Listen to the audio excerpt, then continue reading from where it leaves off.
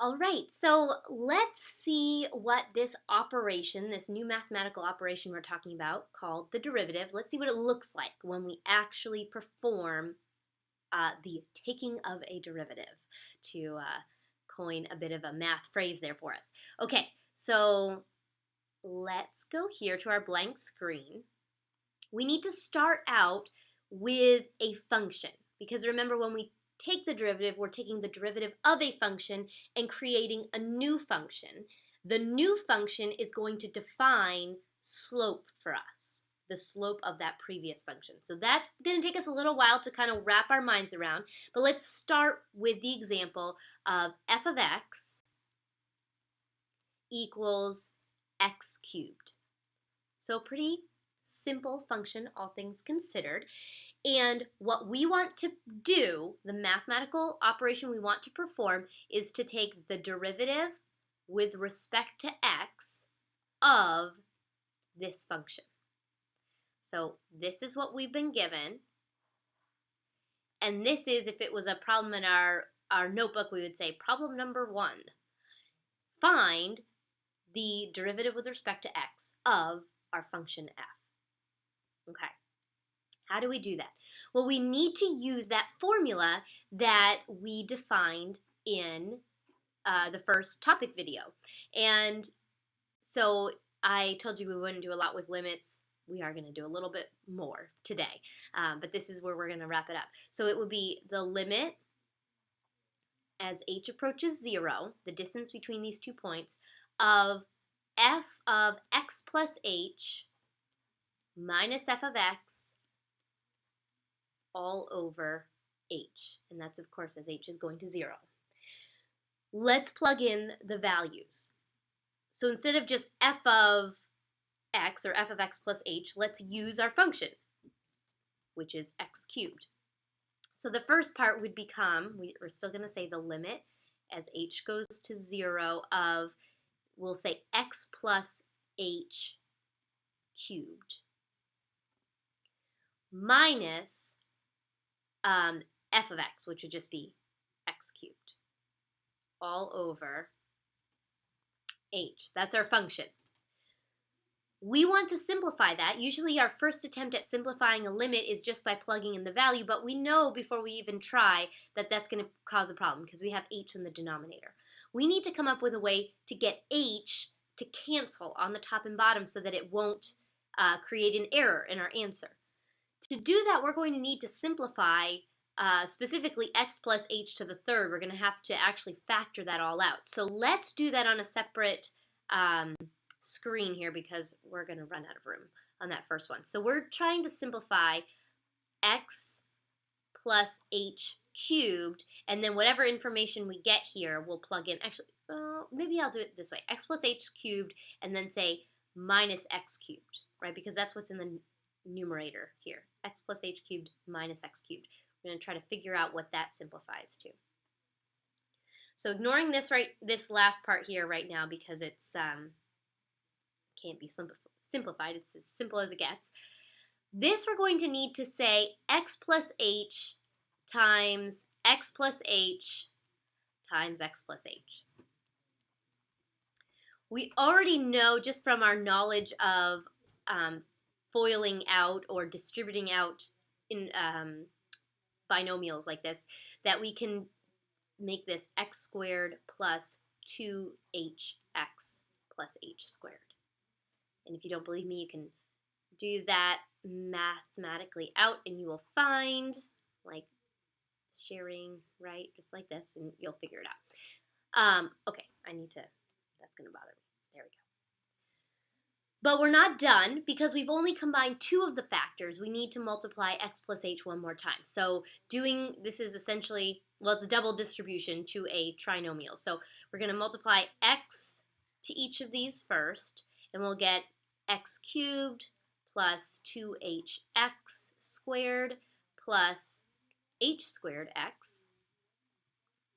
And then we're going to multiply by h to each of these, so we'll have hx squared plus 2h squared x plus h cubed. Wow. And that is what this equals. And then let's not forget that we're going to end up saying minus x cubed after we simplify all this out. Okay, can we combine anything? Well, within this, let me get a different color. Go back to the red. So we have a 2h squared x and 2h squared x. So that's going to make 4h squared x. I'm going to leave that x cubed there for a second. Plus 4h. Oh, wait, I'm sorry. I'm combining the wrong ones here. We have, okay, we have 2hx squared. I bet you guys caught that before I did. And hx squared here. I had h squared and x squared, and those do not combine, of course. So we have x cubed plus 3hx squared, right? 2 and 1. And then we have h squared x and 2h squared x here. This is looking much more like I wanted it to. Plus h cubed. And then, of course, this is all minus x cubed. Because it's this minus x cubed. That is fully simplified, except hopefully you are talking to the screen and saying, Mrs. 9, wait, you forgot. X cubed and negative x cubed, they just go away, which is correct, they do.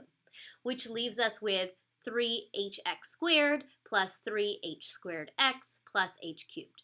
Let's see what happens when we plug that information into this numerator. So instead of rewriting it here, because I think it would just be easier to move this information to the other page, we're going to take, that was, remember, all that we just found is the numerator, and we're going to divide it by h, and then find the limit as h goes to 0. So we're taking all of this, divide it by h, and then we're going to find the limit as h approaches 0. Can we do it now? Well, we know that there's an h in the denominator, and now every single one of these expressions, or of these terms, either way you want to say that, has an h in it. So I can cancel one from each. So the h is going to cancel here because of that. It's going to cancel one of the h's here, and it's going to cancel one of the 3, so this is going to become h squared. So all of this becomes 3x squared plus 3h x plus h squared. That's the total here. Yeah, let's not forget that the x is still connected here, 3hx. Let's plug in the value and see if it works now. H is approaching 0. So if I want one more color. We'll do this. So 3, we don't plug h equals 0 here because that's x, but we plug it in here, 0. That becomes 3 times 0 times x. Well, that kind of gets rid of that whole term. Plus 0 squared gets rid of that whole term. And that's all that's left. So we now have the limit as h approaches 0 of this whole function is really just what's left right here. The answer is 3x squared. Let's go back and put it here on this one where we have a little more room. So we found that this is all equal to 3x squared. So if we have a function, f of x equals x cubed, the derivative of that function, or we could also say we perform the derivative on f of x, or we could say f prime of x. See how we're distinguishing? The function was x cubed, but the derivative of that function, f prime, is 3x squared. Now, what does that mean? Well, here's what it means according to, let me pull up right there, a graph for us. We're saying that we have a function that is, well, I'm going to just let it name whatever it wants to name it. But remember, f of x is equal to x cubed, which is this graph that we have in green. We just said that the derivative of that function is 3x squared, which is the function in red. They're calling it g, but we're calling it f prime. what this says is that if we have the function x cubed and we want to know the rate of change of any point along that function, we can use, let's make this red just because it'll be coordinated, we can use this function f prime of x equals 3x squared to figure it out. So let's say we have a point right down here on the graph. So somewhere in the lower left-hand quadrant, the third quadrant. And we want to know what the derivative or the slope at that point is. I could just plug that in. It's actually, well, right here it looks like it's very close to -2. I could just plug -2 into my function f prime of x, and we'd say, well, what is the slope here? Well, it'd be -2 squared, which is just +4, times 3. So the slope, or the derivative, I'll say the slope right now with m, is 12, +12. That's a pretty steep slope, and that should make sense. Like looking at that point on the graph, it looks like it's increasing very quickly, the graph in the positive direction. So let's go back to it again. In the positive direction, and we have, specifically using this function, we found that the slope is 12. Well, how does that change if we are at +2? Well, knowing what I know about symmetry in graphs, I would expect that most likely, because this is increasing in the positive direction down here, it's also increasing in the positive direction up here. I would guess it would have very close to the same slope as -2 at +2. So let's see if it does. We would plug in +2 to our derivative equation, which is essentially an instantaneous slope equation. So we take 2, we plug it in, 2 squared is 4, times 3 is 12. And lo and behold, our assumption was correct. The slope at 2 is the same as the slope at -2, which visually, looking at our graph, our green graph of f of x, that looks like it's true. One last example I want to look at here is, well, what's happening in the middle? What about at 0? It doesn't look like it's really increasing or decreasing. So let's find out. What happens if I plug in 0 for x in our derivative or our slope equation? Plug it in, 0 squared is 0, 0 times 3 is 0. Well, that makes sense too, right? It's not negative, it's not positive, but it has a slope of 0. Now let's compare all this to just our, let's take away that function f of x for a moment, to our derivative graph here. This is f prime of x. The graph that represents our slope says that for our original function, which is the x cubed function, the slope will always be positive. What do I mean by that? Well, the output of this function is always positive. It does hit 0, but other than that, everything is positive. So the lowest it gets is 0, and everything else is greater than 0. Does that make sense? Does the output for our derivative make sense when we reflect on the function of f of x?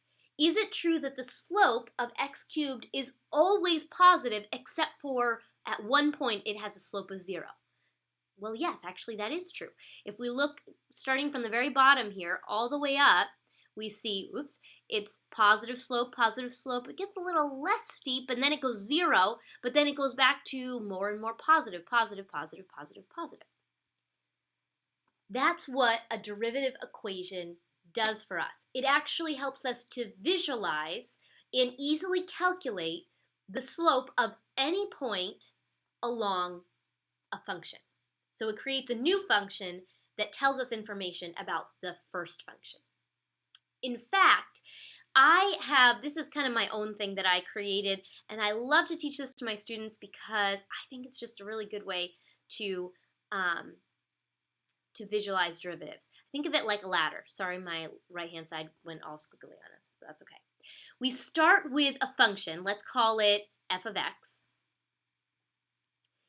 And when we when we operate on that function, when we take the derivative, we find out information about that function. So we perform the derivative and we get a new function that we call f prime of x. And that tells us the slope at any point of the information in f. Now I can keep performing derivatives. Like let's say I just decide that I didn't just want the slope of the first equation, I now want the slope of the slope. We'll talk about what that even means later on. Well, then we can take the derivative of, again, which we actually call f double prime of x. Means we just took the derivative twice. We started with a function and then we took the derivative again. And we can keep going. We can derive as many times as we want. We're just taking the slope of the slope of the slope. That would give us f triple prime.